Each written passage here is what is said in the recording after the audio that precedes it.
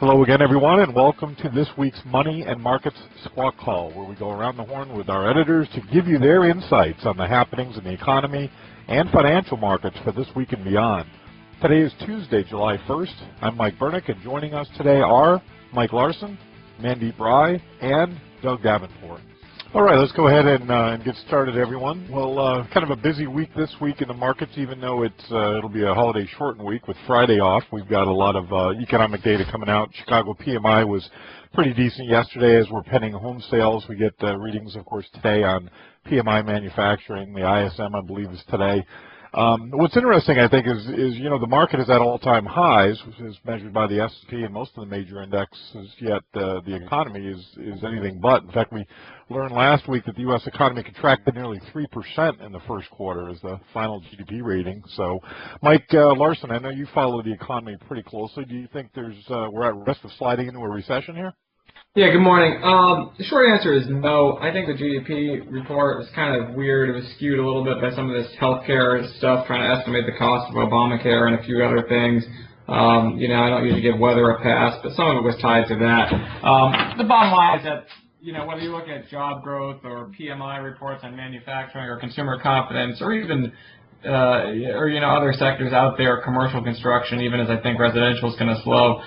This economy is doing just fine. It's not growing gangbusters like in the 90s, but the danger of recession, I don't see any of my recession indicators flashing. As a matter of fact, I think there's too many nattering nabobs of negativity on the economy out there, and I think that's a lingering sort of I don't know what you call it, a lingering hangover from the huge bubble and bust we had in the Great Recession back in 2007, 2008, 2009.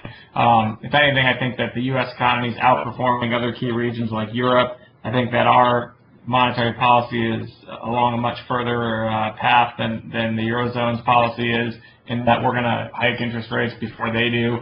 We're already cutting QE even as they're dialing it up. We're doing kind of their sort of Euro version of QE. So I really don't think that we have to be all too worried about the economy. If anything, I think we need to be cognizant of the fact that we're getting a little overheated in certain parts. And I think that the jobs reports that we're going to get later this week, the manufacturing reports, probably will confirm that things are doing fine. So I think that if anything, I think we may have even seen the lows for most interest rates in 2014 after the pullback in the first few months of the year. I think the dollar, after the pullback we've seen this week, is likely to reverse course and head higher against the euro. And I think that inflation pressures are going to be building here in the U.S., and that's one reason why gold is starting to break out. A lot of markets are telling kind of the same story, that things are starting to perk up a little bit here. And so I think that's the real story going forward, a more inflationary, more growthier, if that's a word, environment. And I think that's why you want to shift from some of the things that benefit from low interest rates, and very weak growth to some of the more economically sensitive type sectors and inflation type plays. I think that the reversal in gold, the reversal in some of the interest rate spreads, things like TIPS spreads, which tell you the embedded view of future inflation from the bond market. And that's less visible for a lot of investors than what's happening with gold prices in terms of an indicator on inflation worries, but those are perking up again as well. So I think that, I think that's where you want to kind of be focused as an investor going forward.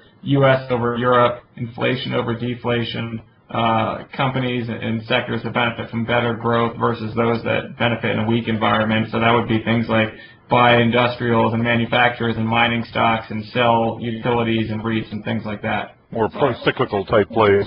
Yeah, exactly. Okay, interesting. Thanks for the insights. Mandeep, you follow the small cap organic growth names pretty closely. So more of a pro-growth environment, perhaps an inflationary environment, should be good for small cap stocks that you look at that have strong organic growth, right? Yeah. Generally, inflation is good for equities, and in the small cap universe, anything that's good for equities, anything that's good for risk is generally better for the small cap stocks that tend to outperform to the upside and underperform to the downside. Fortunately, I agree with Mike. I think the economy is starting to look better. The GDP numbers, kind of noisier data in there.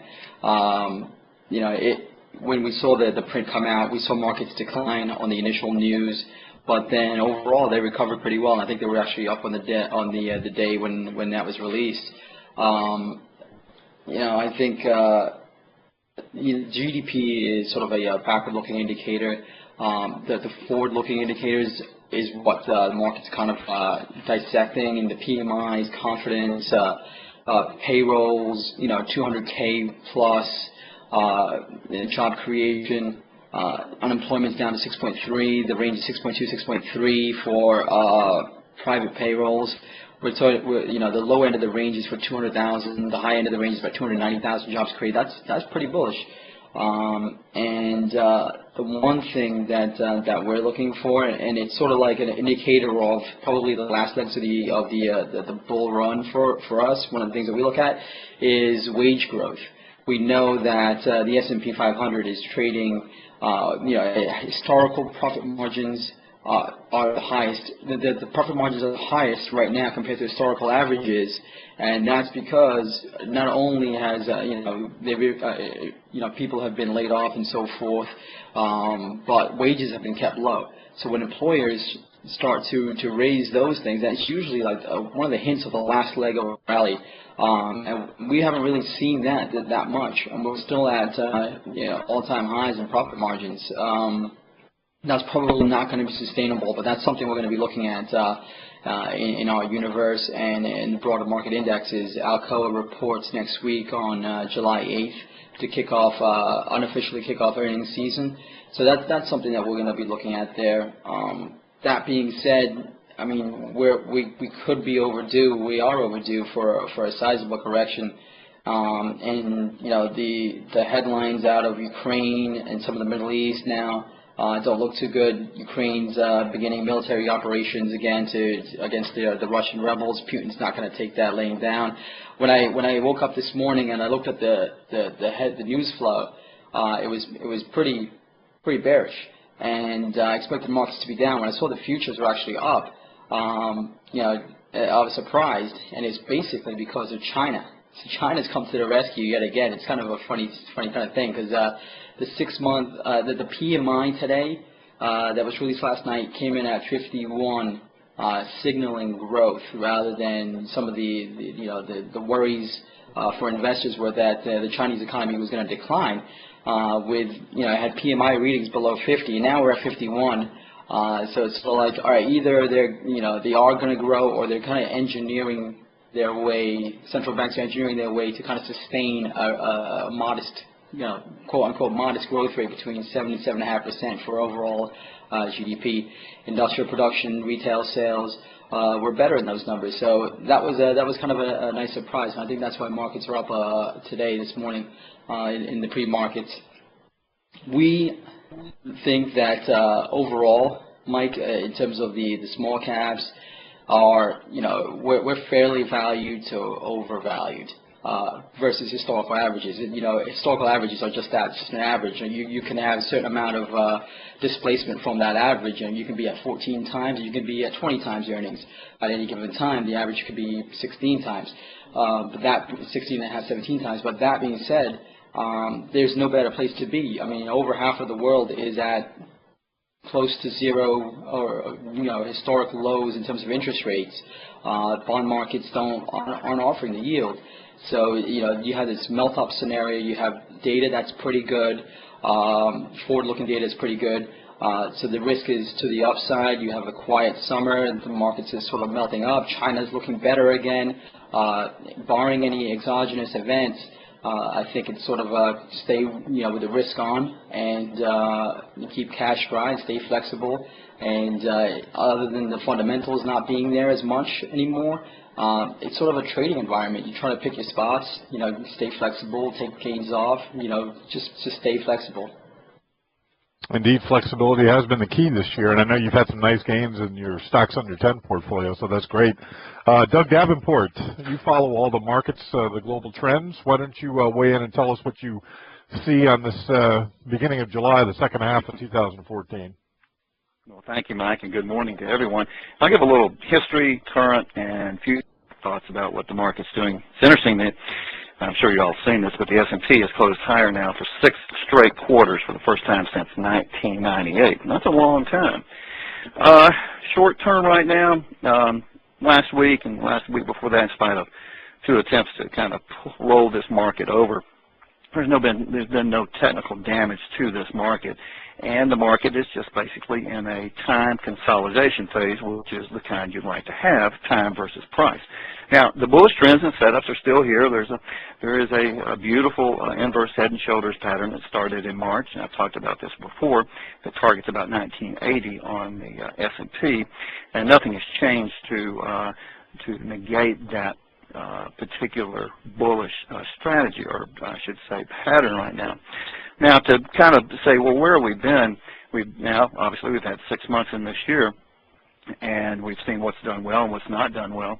But going forward, if I had the ability to invest anywhere in the world, if I had a macro view of what I thought the third quarter would probably be, to me, the third quarter appears to be still a slow growth economy out there. I still think that we're going to continue to slow. We're not going to get to 4% on annual GDP this year. That's for darn sure.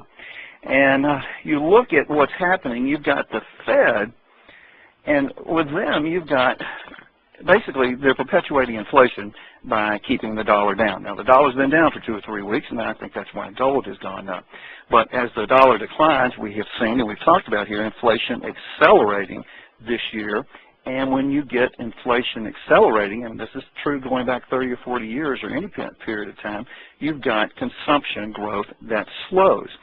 And when you get a slow growth economy, which we've had for the last 6 months, what has done well? What has done well, look, XLU utilities, they're up 15.6% year to date. TLT, that's up almost 11% year to date. I did a scan yesterday looking, I got a proprietary scan I run on ETFs and all the stocks on the U.S. stock index or U.S. market. And it's amazing, for the last 2 days, the scan, what is showing is a new buy is coming up that's anything bond related or international bond related or high yield or commodities. Take it and throw that in there too, because they've seen utility stocks continue to show up on screens that are buy signals again that may not have been. You've got yield producing plays that are showing up. Anything that pays a nice dividend, that may be either a stock index or whatever. So you see that happening, and if you've got a Fed that's easing, you've got a down dollar, and you've got inflation accelerating, well, where do you invest? I still think that that policy that we have, that the Fed has right now, is a slow growth policy. So if you can invest anywhere, why not still invest in utilities and bonds? I have TLT in the portfolio. I don't have utilities. Foreign currencies are doing well. Look at the PMI numbers out of Great Britain the other day. They've got strong PMI numbers, and they've got a strong currency, unlike the U.S. Commodities are doing well, but I think gold and oil, I think that could be a little bit of a function, too, of just the down dollar. We'll see if the dollar does go back up, but still, they're worth being in, and I'm still along both of those. International equities, you look at India, Brazil, you look at anything that's commodity related, and the emerging markets are doing well because of the commodities that are doing well worldwide. And U.S. equities, well, strongest areas are energy, that's number one. Biotech would be number two, but utilities certainly in there too, and healthcare. Semiconductors, a very attractive area right there right now too. So that's what I kind of see as what's going on in the market, and you have to play with what the market's giving you. And I thought of real interest, and I put this out in my weekly commentary to the readers the other day, and what I was showing, and I went back and looked, and if you take a long-term view, let's go back even to the 70s, and I put this, I submitted it for the Facebook article too, that if you look at the charts of, well, I did XLE and IYM, basic materials, because those are two that I use, but you take those two, which I featured, and you take the SPY, you take Dow Industrials, you take any good stock index, go back a long time, and I went back for just 15 years for my weekly commentary and showed where those two, and that applies for SPY, for any other index, we have broken out of a long basing pattern since 2000. And you look at the charts, XLE, IYM, they have both now exceeded their peaks since 2000. SPY has done that. In fact, back when we met in December, I talked about my single best idea was the U.S. equity market. because it appears that this long consolidation basing period that we have been in since 2000 has broken out. And now who's to say that this giant consolidation pattern is not going to continue? When you go back to the 70s, look from 74 to 82. That was a rising bullish wedge that broke out in the summer of 84. And then what happened? Well, from 84 to 2000, we had a huge bull market. Who's to say that this has not happened since 2000, that we had this long basing period, and now we have broken out above all prior highs on any of these stock indexes? Why should it go down? Who knows? It certainly will have ups and downs, and a buy and hold investor won't do well, but it does give the ability to make money on the upside and downside. But if you have higher highs and higher lows, then to me it's a very attractive place to be. Now, big consolidation patterns going back through history produce big returns. 74 to 84, that produced the bull market of the 80s, and now I think we're in another one. So to me, you have to look a little long term also, and you have to think, no one knows what's going to happen. I mean, if anybody does, they're crazy. No one knows what's going to happen, but the patterns are there, and for me, it still looks like a very large consolidation period, and we've broken out, and we'll just see what happens. More new highs ahead. We will certainly wait and see. Thank you, Doug. I appreciate your insights and a little history lesson there. Good stuff. Sure. Well, that wraps things up for this week's Squawk Call, gentlemen. Great insights, one and all. Thank you very much. And be sure to tune in again next week. Until then, I'm Mike Bernick for Money and Markets. Good investing.